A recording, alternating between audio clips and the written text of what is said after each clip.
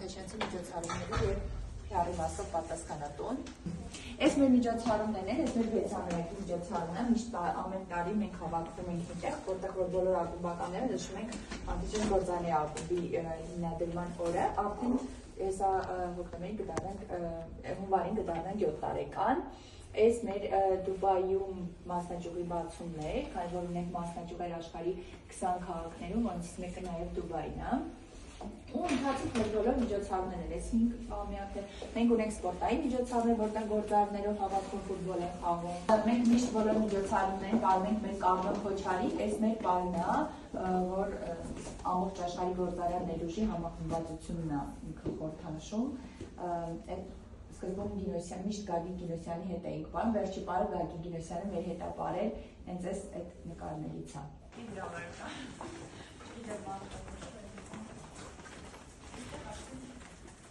Մուտքը միայն ակումբականների համար է, ակումբականները չեն կարող այստեղ մուտք գործել, այս աշխարհի հայտնի հայ գործարարներն են։ Հետաքրքիր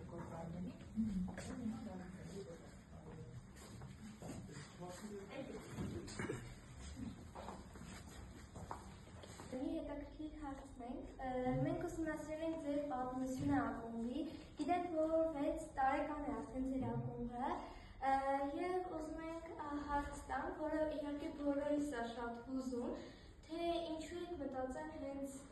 Մանթեշյանցի կերպարը այնտեղ։ Ինչի Մանթեշյանցի անունով, որտեղ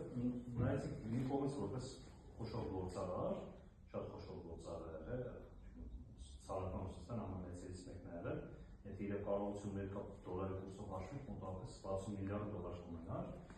և նաև մեծենատ է օգտագործել աշխատերին և երկրին եկեղեցում, Փարիզի եկեղեցին սարքել, Էջմիածնի Բեհարանը սարքել, Թբիլիսի եկեղեցին, Ներսիսյան դպրոցը,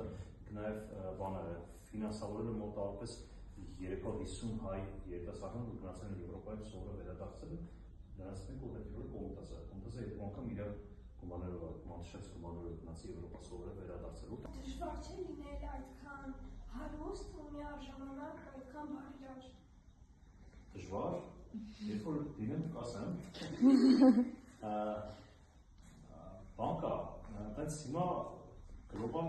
թրենդ կա, որ հարստությունը կուտակում, հետո չեն փոխանցում իրենց սերունդներին, հենց իրենց ժամանակը բաժանում են։ Դրանց մեկ օրինակ գալիս կինա, չունեմ, իրեք գալիս է մարկետի հիմնադիր Ռուսաստանի, որը Կրասնոդար քաղաքից է, հայ ծագումով, Կրասնոդար քաղաքից է, իր հարստությունը կուտակել է, հետո վերադարձնում քաղաքի։ Ասում ես քաղաքից եմ սկսես, քաղաքին պետք է վերադարձնում, դրամար Կրասնոդարից տաջում է սարքել ֆինանսավորման ֆուտբոլի խմբի բան եւ այլն։ Այսինքն մարդիկ կան, որ իրենց կյանքի ընթացքում հարստություն հավաքում են իրենց մոտ, հետո իրենք վերաբաշխում են արդեն։ Մարդկային բոլոր անհրաժեշտ է Մանթեշյանցի նման լինելու համար։ Ինձ թվում է նախաձեռնողականությունը եւ ստրեսակայնությունը։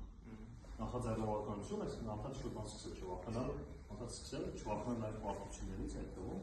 եւ ստրեսակայնությունը։ Ինքնաբար բիզնեսի համար ստրեսակայնությունը շատ կարեւոր է։ Ինչու է մեծ պետք Մանթեշյանցը արդյոք այդ դասերը ինչ-որ ուսուցողական նշանակություն ունեն հայ մարդու համար։